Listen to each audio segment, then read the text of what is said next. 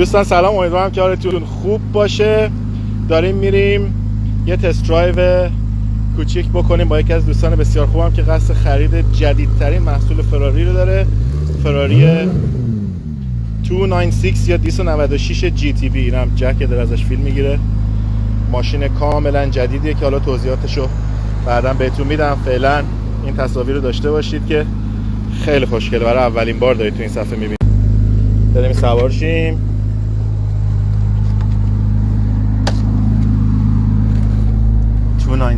جی تی بی. آقا سلام علیکم. سلام. کمربندمون رو میبندیم، با جک خدافظی میکنیم، بریم یه دور با هم بزنیم ببینیم اینم کلیدشه. دوستمون آورد ببینیم اگر ماشین خوبیه بخریم. بخره در اصل. به جزء اولین فراری های 296 جی تی بی توی خیابون. دوستان همه چی تغییر پیدا کرده، مثل این مثلا دنده، این حالت دنده عوض کردنش داره. دنده های روش دنده عوض کردن توی فراری های F1 اینجا همه سکرین شده و واقعا جذابه. جاتون خالیه. حالا اینجا نمیدونم که میتونیم، اینجا میتونید سرعت ماشین رو ببینید و دنده روی این پسنجر اسکرین بهش میگن. دوستان موتور 3 لیتری 6 سیلندر توین توربوشارژ این ماشین با تلفیق موتور الکتریکیش 654 اسب بخور قدرت تولید میکنه و این درایوی که ما الان داشتیم حس بسیار عجیبی داره، به خاطر اینکه توقع نداشتیم از این ماشین هایبرید قدرت این چنینی بیاد بیرون و صدای خیلی خوبی هم داره. یعنی از دور ما فکر میکردیم که شاید اونقدر این ماشین قوی نباشه، ولی واقعا قویه و نسبت به فراری دیگه که سوار میشین بسیار بسیار دوست داشتنیه. دوستان الان ماشین شد کاملا الکتریک، یعنی دیگه هیچ صدایی نداره، مثل یک ماشین آمریکایی یه رویز مثلا صدا اصلا ندارید و این کاملا داره روی باتری حرکت میکنه. حالا برش میگردونه به موتور، ببینید صدای موتور برمیگرده. هم صدای خیلی خوبی داره، هم قدرت خیلی خوبی داره ماشین. هندلینگش هم تا اینجا که ما سوار شدیم هندلینگ بسیار جذابی داشت. سرعت داره زیاد میشه، به قول معروف هیجان هم بیشتر میشه دیگه. اومدیم توی این تست، به نظر من پروژه موفقیه. من از دور خیلی خوشبین نبودم، ولی الان که نشستیم باشه دوری زدیم عالی بود. من آقا سهیل. آقا دوستای خیلی خوبمه. ماشین باز باحال، ماشین خرید و فروش میکنه، خودش هم زیر پاش بعضی موقع لذت میبرن. اومده این ماشین رو تست کنه که ببینه خوب هست برای خرید یا نه. اینم پشت فرمون، اگر پشت فراری 296 بشینید یه همچین حالتی داره. باحاله.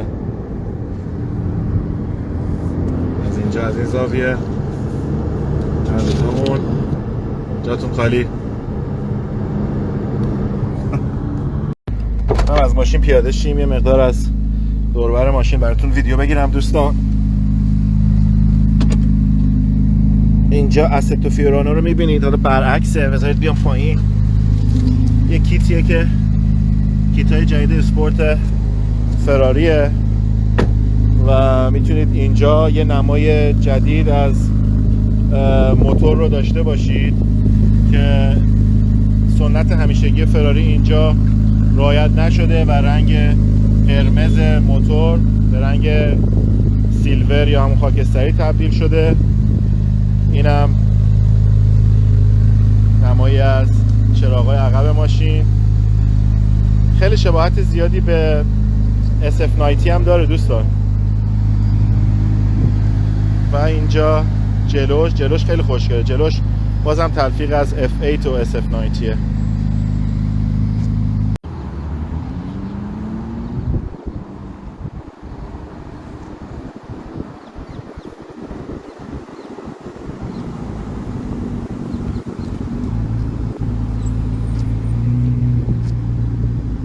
میخوایم صدا رو از بیرون بشنویم یه دور. وقتی که حرکت میکنه دنده رو پر میکنه، الان بهش میگیم که بره.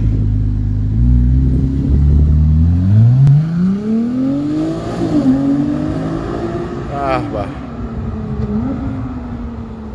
دنده معکوسایی که میکشه عالیه.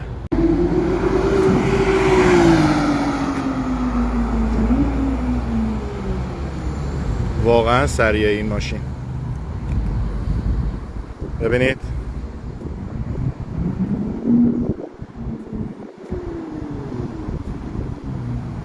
خیلی عالیه دوستان، جاتون واقعا خالیه.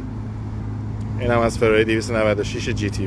خداحافظی میکنیم با سهیل، دوست خیلی خوبم. We are saying goodbye bro. آقا you will buy or no؟ 100%.